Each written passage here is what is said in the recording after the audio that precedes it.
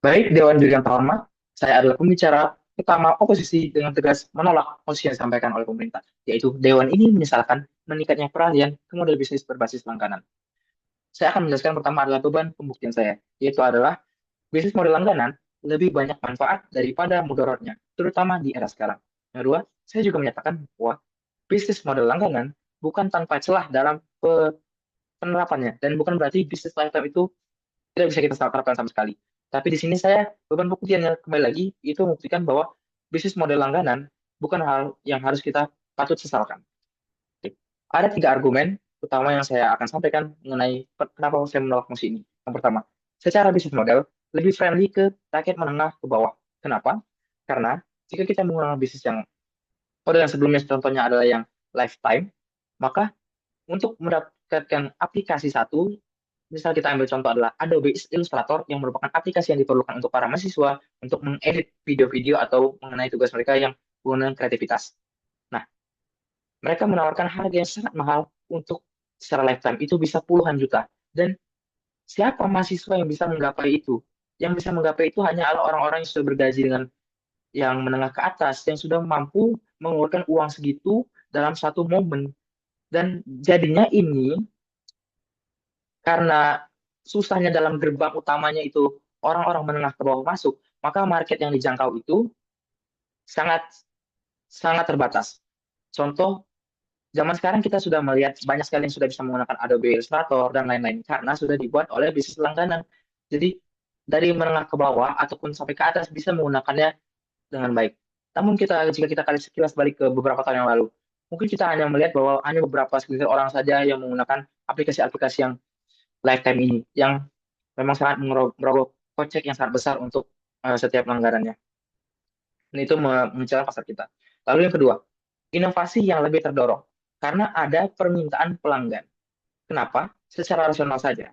Jika kita sudah berlangganan, maka kita berekspektasi bahwa langganan kita ini akan memuaskan kita.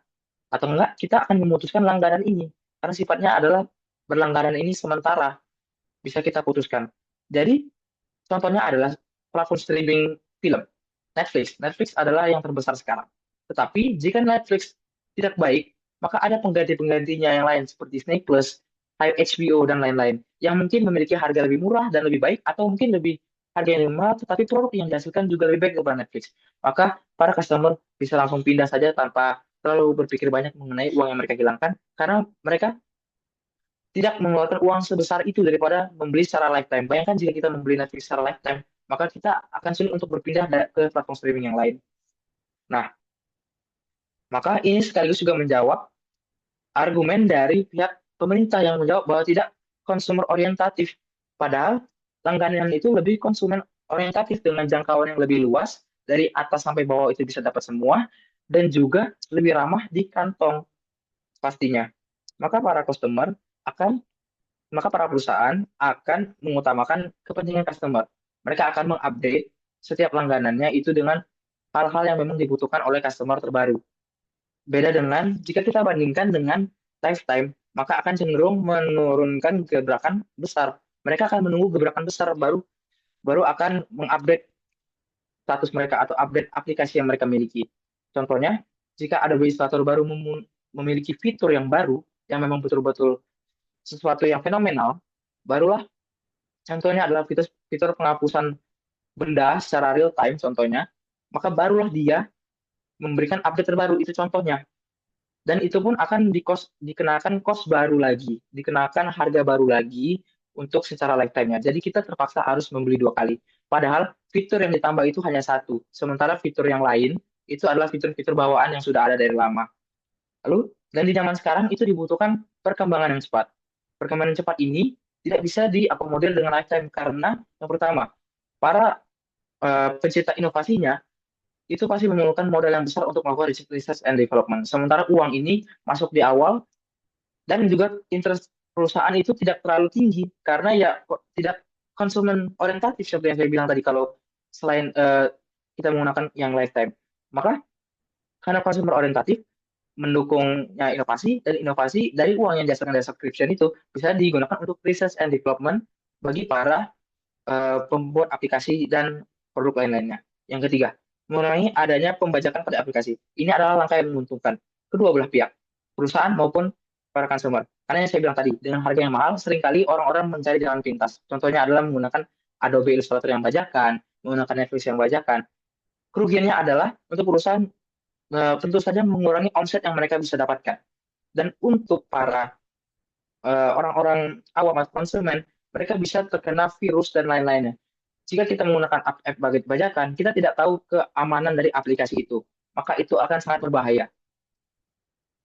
Oke, lalu saya akan menjawab beberapa argumen yang disampaikan oleh tim government, yaitu adalah tidak ada kompetisi yang berarti. Justru jika lifetime produk lah, konsumen dipaksa untuk stay atau tetap di satu produk karena mereka sudah menghabiskan uang yang banyak untuk memakai produk itu selama seumur hidup. Contoh tadi yang saya ambil tadi adalah Adobe Illustrator. Maka jadi atau line drafting tadi. Jadi mereka tidak bisa mengganti ke produk lain yang mungkin bisa menawarkan hal yang lebih baik dengan harga yang mungkin lebih murah. Maka jika dengan subscription langganan, mereka punya banyak opsi-opsi lain yang bisa mereka pilih. Baik lagi dengan karena itu memaksa inovasi yang dilakukan oleh para pemilik aplikasi atau perusahaan. Lalu, kepemilikan itu hanya kebenaran yang semu. Seperti yang saya sebutkan tadi bahwa kita mempunyai lifetime itu maka kepemilikan. Sebenarnya itu juga tidak bisa disebut kepemilikan. Karena sebenarnya kita tidak benar-benar memiliki hal itu. Contohnya adalah Steam yang masih menggunakan cara lifetime. Jika kita membeli Steam, lalu membeli gamenya, lalu suatu saat jika Steam bangkrut, maka game itu juga akan hilang. Jadi sebenarnya istilah kepemilikan ini adalah peminjaman seumur hidup yang lebih tepatnya. Karena mereka juga tidak akan bisa menjamin bahwa sampai kita mungkin meninggal, bahwa game ini akan tetap ada, game ini akan tetap kita bisa akses. Mungkin ada suatu hal yang di masa depan yang bisa merubah hal itu, yang akhirnya membuat game yang kita miliki, contoh saya ambil dari Steam, tidak bisa diakses kembali. Dan karena itu, dampak-dampak yang saya sampaikan tadi bahwa bisnis model langganan adalah hal yang tidak perlu kita sesalkan dan kita harus perbaiki penerapannya. Penerapannya itulah hal yang harus kita perbaiki. Fokus terhadap penerapan karena memang penerapan itu tidak bisa sempurna kita perbaiki sekarang, namun dengan adanya kritik dan masukan kita bisa memperbaikinya. Baik, dengan itu saya bangga menjadi oposisi. Terima kasih.